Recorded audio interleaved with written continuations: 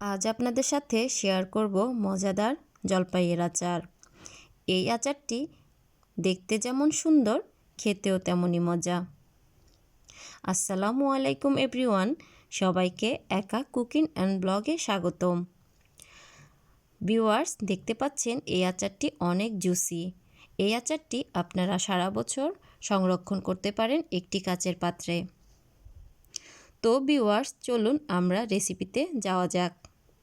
এখানে আমি 1 কেজি জলপাই নিয়েছি। এরপর একটি বটির সাহায্যে আমি জলপাইগুলো কেটে নিচ্ছি। কিভাবে কাটতেছি অবশ্যই খেয়াল করবেন। আপনারা চাইলে ছুরির মাধ্যমেও এই কাজটি করতে পারেন। অবশ্যই সাবধানতা অবলম্বন করবেন, না হলে আপনাদের হাত কেটে যেতে পারে। আমার সবগুলো জলপাই কাটা শেষ। তারপর আমি আবারও আপনাদেরকে দেখিয়ে দিচ্ছি। এরপর আমি আবারও জলপাইগুলো ধুয়ে নিলাম। একটি বাটিতে আমি জলপাইগুলো ঢেলে নিলাম। এরপর দিয়ে দিলাম 2 কাপ চিনি।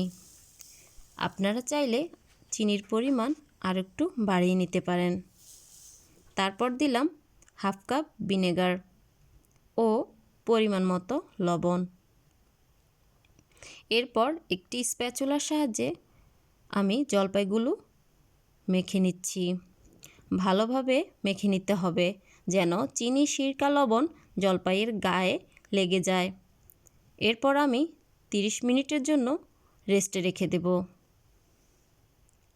ফিরে আসলাম 30 মিনিট পর। এরপর আবারও আমি স্প্যাচুলার সাহায্যে জলপাইগুলোকে নেড়েচেড়ে নিব। তারপর কড়াইতে 5-6টি শুকনো মরিচ দিয়ে দিলাম। তারপর দিলাম 2.5 টেবিল চামচ পাঁচফোড়ন। তারপর মৃদু আঁচে মশলাগুলো ভালোভাবে টেলে নেব। এরপর আমি মশলাগুলো ব্লেন্ডারে ব্লেন্ড করে নিলাম।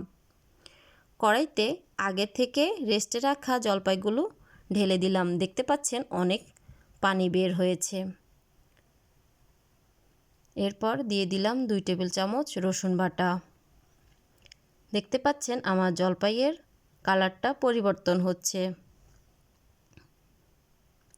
এরপর দিলাম মরিচের গুঁড়া 1 টেবিল চামচ, হলুদের গুঁড়া 1/2 টেবিল চামচ। এরপর আবারও নেড়েচেড়ে নিলাম। তো ভিউয়ার্স, আপনারা যারা আমার ইউটিউব চ্যানেল থেকে দেখছেন তারা আমার ইউটিউব চ্যানেলটি সাবস্ক্রাইব করে দিবেন। আর যারা আমার ফেসবুক পেজ থেকে দেখছেন তারা আমার ফেসবুক পেজটি অবশ্যই ফলো দিয়ে দিবেন। এই আচারটি 30 মিনিটে তৈরি করতে পারবেন। মশলাগুলোর 4 ভাগের 3 ভাগ দিয়ে দিলাম, আর বাকি 1 ভাগ আমি সাইডে রেখে দেব। আচারটি নাড়ার সময় অবশ্যই সাবধানতা অবলম্বন করবেন, না হলে কিন্তু জলপাইগুলো ভেঙে যেতে পারে। কিছুক্ষণ পর পর নেড়েচেড়ে দিতে হবে। দেখতে পাচ্ছেন জলপাইয়ের কালার কিন্তু পরিবর্তন হয়ে আসছে। যখন আপনাদের চিনি শিরাগুলো আঠালো ভাব হয়ে যাবে তখনই বাকি গুঁড়ো করে রাখা মশলাগুলো ঢেলে দিবেন। এরপর আবারও নেড়েচেড়ে দিবেন। এরপর যখন চিনির শিরাগুলো পুরোই আঠালো ভাব, একদমই আঠালো ভাব হয়ে যাবে তখনই আপনার আচারটা রেডি হয়ে যাবে। এই যে দেখতে পাচ্ছেন আমার জলপাইয়ের আচার কিন্তু তৈরি হয়ে গেল। এখন আমি এই আচারগুলো একটি পাত্রে ঢেলে নিলাম। তো ভিউয়ার্স, আমার আজকের ভিডিওটি কেমন লাগলো অবশ্যই জানাবেন। আমার আচার কিন্তু তৈরি হয়ে গেল। আচারটা আপনি অবশ্যই শেষ পাতে রাখতে পারেন। অবশ্যই জানাবেন আমার আজকের ভিডিওটি কেমন লাগলো। সবাই লাইক, কমেন্ট, শেয়ার করবেন। ভালো থাকবেন সবাই। আল্লাহ হাফেজ। আসসালামু আলাইকুম।